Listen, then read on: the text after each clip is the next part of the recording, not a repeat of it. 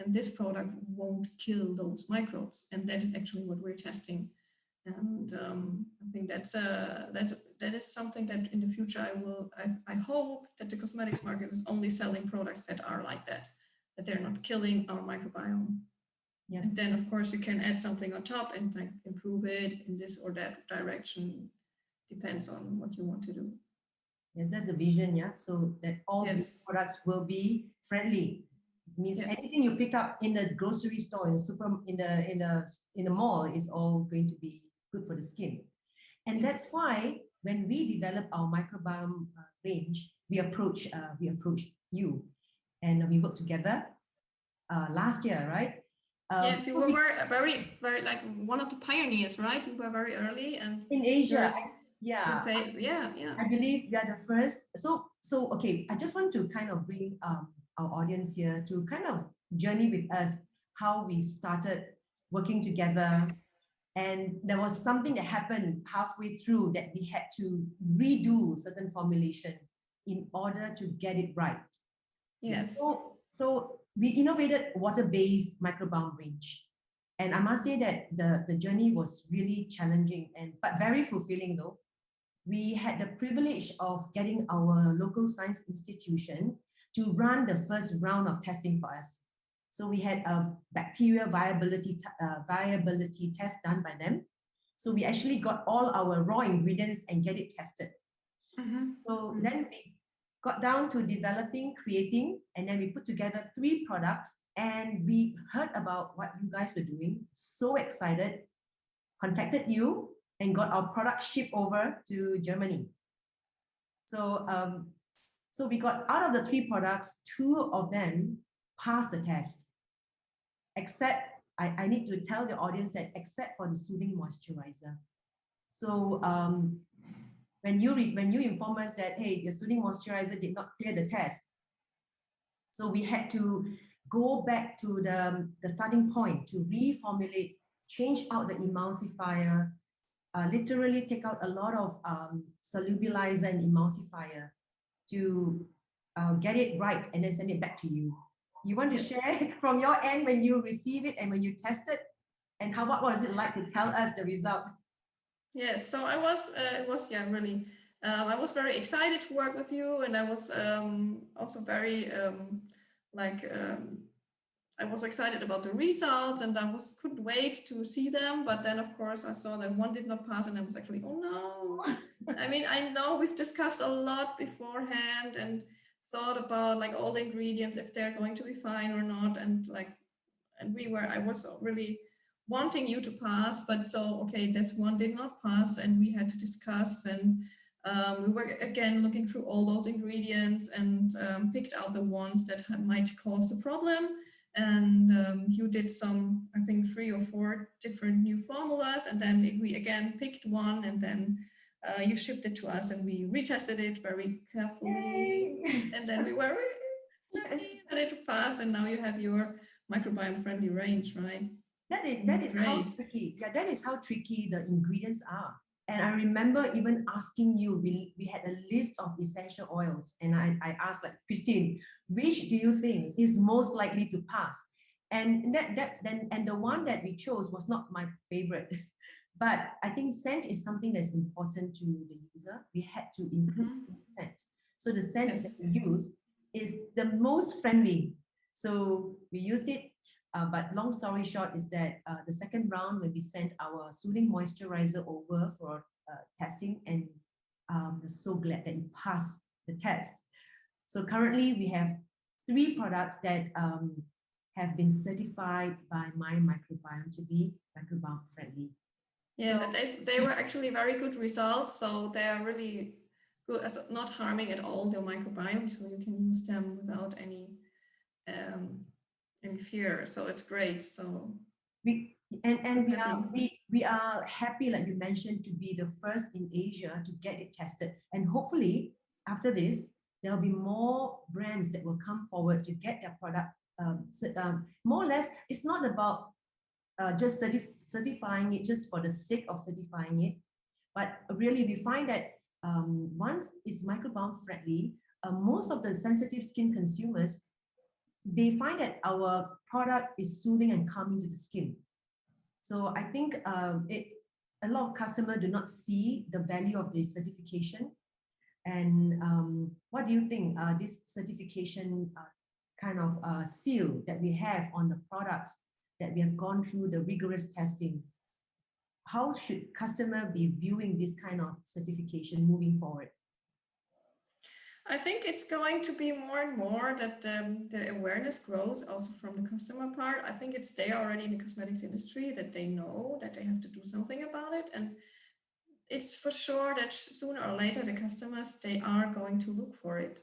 And maybe not yet very very many people, but I think it's growing and growing. And then sooner or later, so that is what we're sure about, because it's the microbiome topic is something that is not going to be a trend only that is going away, but it will stay because we know it's impacting our health, and we have to rethink our whole way of living, actually, not only cosmetic wise, but also like food and whatever we are doing in our daily life. So I think it's going to be more and more in the people's head, and then they will probably also have a connection between microbiome and sensitive skin and the microbiome and their health. And then they will have a look for that, either on our seal or other seals or other, like, I mean, it's not necessarily that the people have to have our seal, that the brands, but they at least they would have to show some data that they showed that it is not harming the microbiome. And I think that is very important. And that is something that is growing in the cosmetics industry. Like the science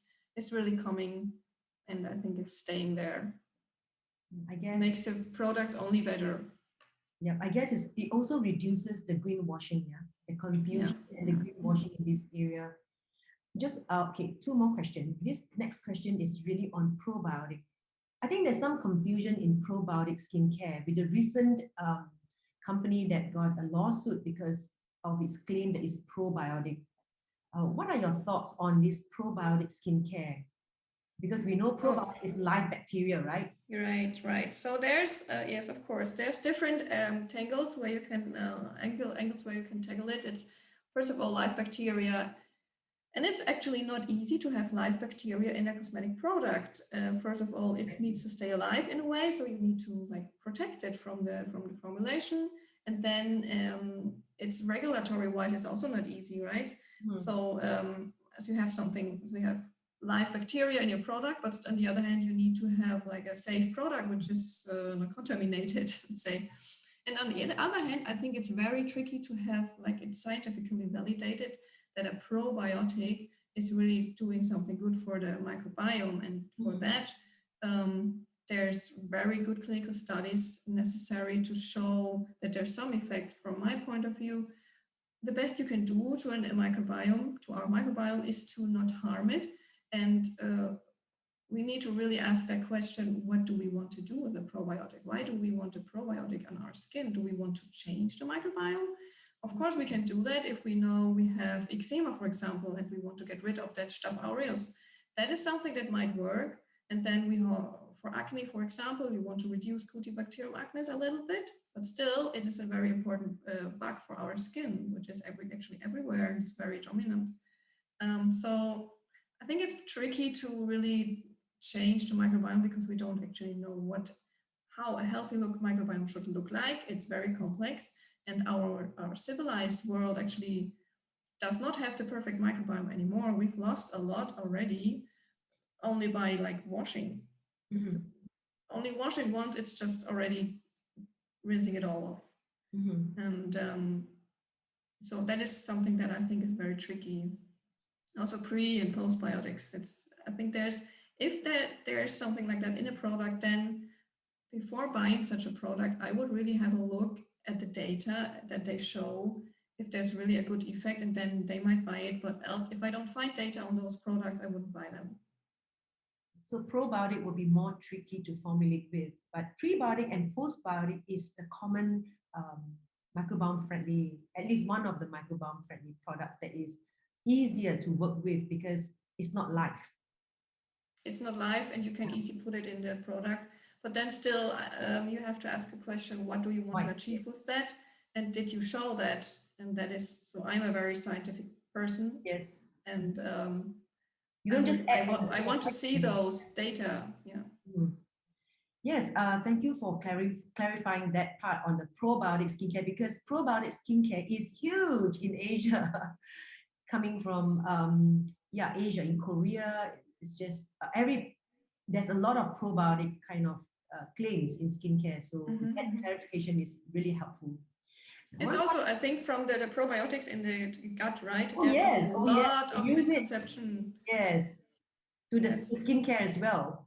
So that's why for our product, we state very clearly we have got prebiotics as well as postbiotic.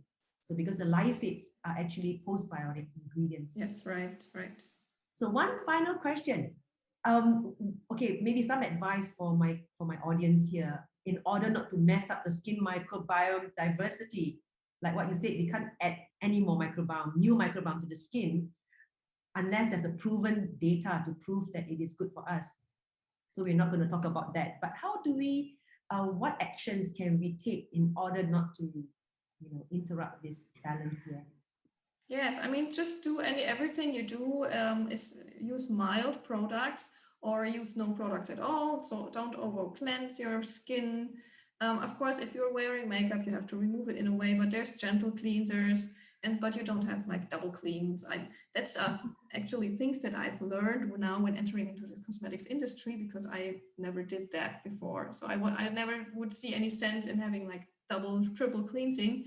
Don't do that because it's not necessary. Just leave your skin alone and use moisturizer if you need to. Of course, it's depending on where you live and if there's a lot of humidity and so on.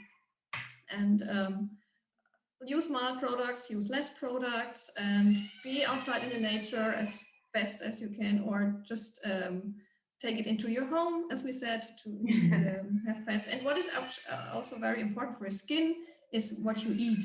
Of course, your diet is very important, and also exercise. It's also very important. Yeah, it's also for your microbiome. Exercise and stress and meditation would be good, and like feeling lifestyle, also right? Be in balance with yourself. That is also good for the microbiome balance. Yes, it's a holistic approach to health. Yes. So on double cleansing, actually, many people here, it's very humid and hot in Asia.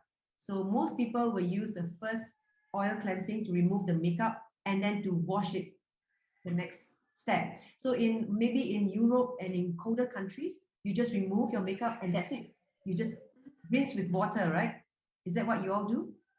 Yes, I mean the makeup we have to also remove with some oil cleanser usually. Then that's it. Oh, okay, good. I should start advocating that, because it's just hot and humid here. So once you remove, just water without any detergent. Detergent is really bad. Don't use detergent. It's killing the baddest killer of your microbes. Yeah. And our cleanser, I remember you telling me that, hey, your cleanser actually passed the testing. So it was very good. Yes, I was actually surprised. Yeah. So we are so happy that the formulation was just nice, that we are able to clear that. Yes. Yeah. So I think that's all we have time for today. And I just want to thank you so much. It was a pleasure talking with you, and to also have this conversation going around the skin. Yes. So, I really love that, and I really appreciate you having this conversation with me and like spreading the word about the microbiome, and it's great. Thank you so much. Really hope. Thank you for your great products. Thank you for that wonderful collaboration, and I really hope to be able to have you over in Asia when the borders are open again.